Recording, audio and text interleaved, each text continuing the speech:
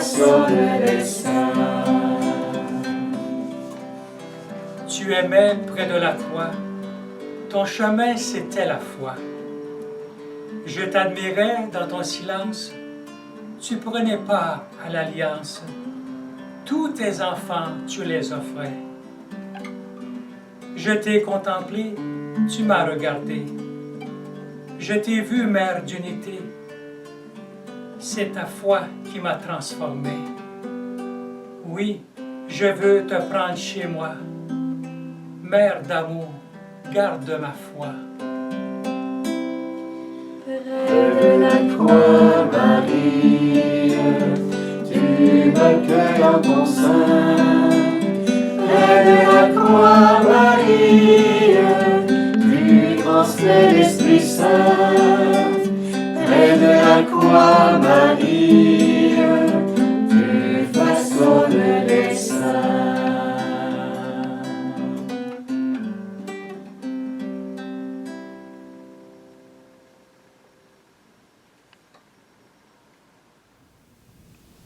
Bonjour, bienvenue à chacun d'entre vous aujourd'hui en cette belle fête de Marie.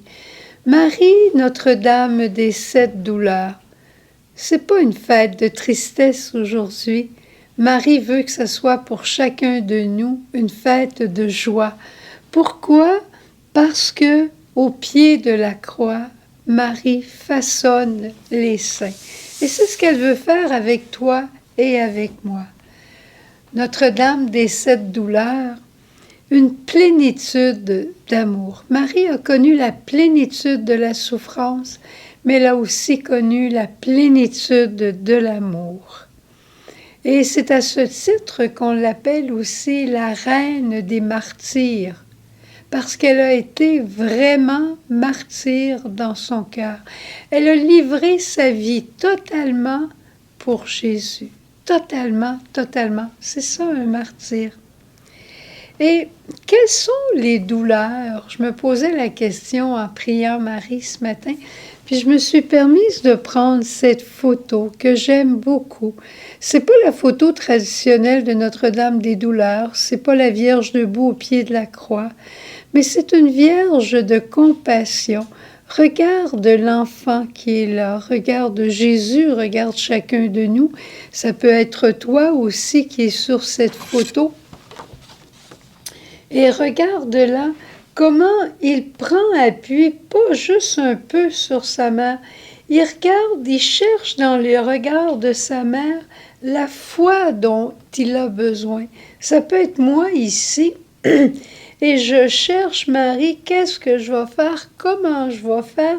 Toi, est-ce que tu crois encore dans la douleur, que Jésus, que Dieu est encore avec nous? Est-ce que tu penses que c'est parce que je suis méchant, que je souffre, que je suis malade? Marie, qu'est-ce que tu dis? Maman, qu'est-ce que tu dis? Puis il la tient pas juste un peu, hein?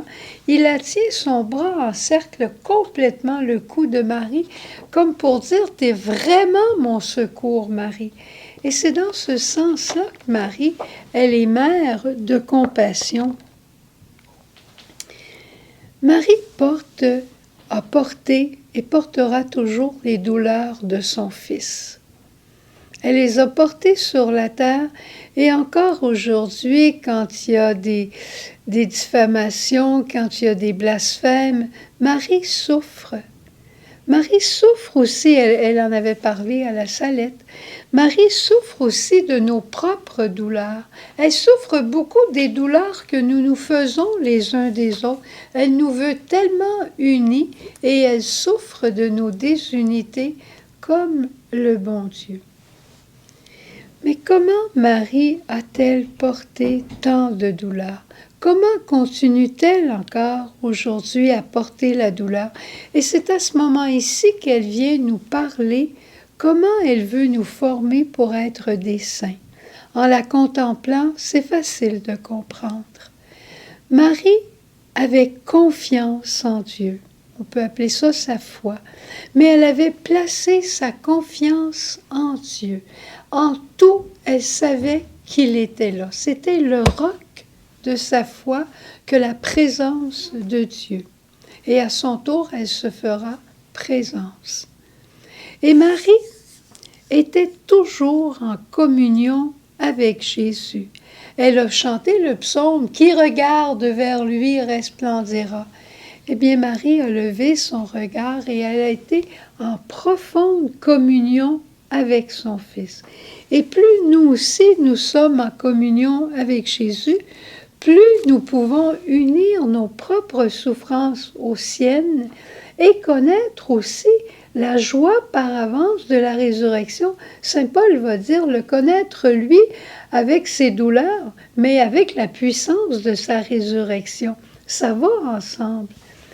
Et Marie aussi a souffert, a porté les douleurs par son union avec l'Esprit Saint. Elle a reçu l'Esprit Saint au pied de la croix et elle a porté toute douleur en communion avec l'Esprit pour qui rien n'est impossible.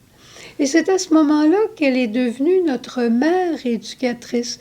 C'est là qu'elle veut nous éduquer en nous disant dans la douleur, dans la croix, avec la souffrance, avec les infidélités, fais confiance à Dieu.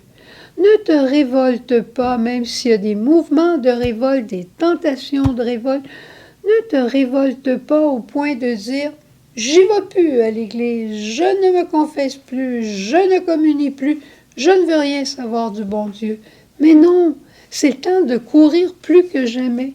C'est le temps que tu en as besoin plus que jamais. Reste en communion avec Jésus.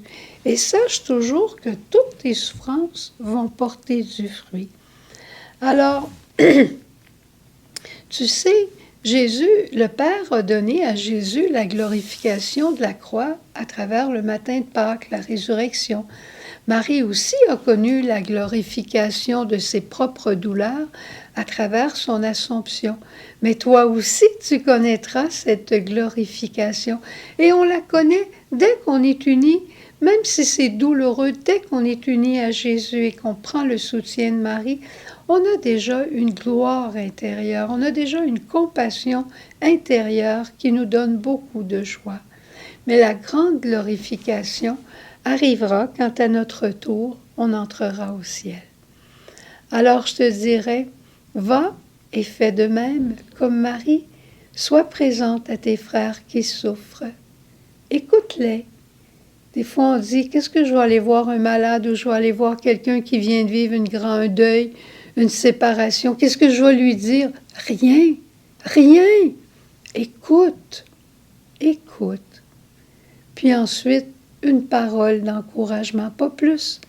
C'est pas le lieu à la croix des grandes explications, des grandes pensées théologiques.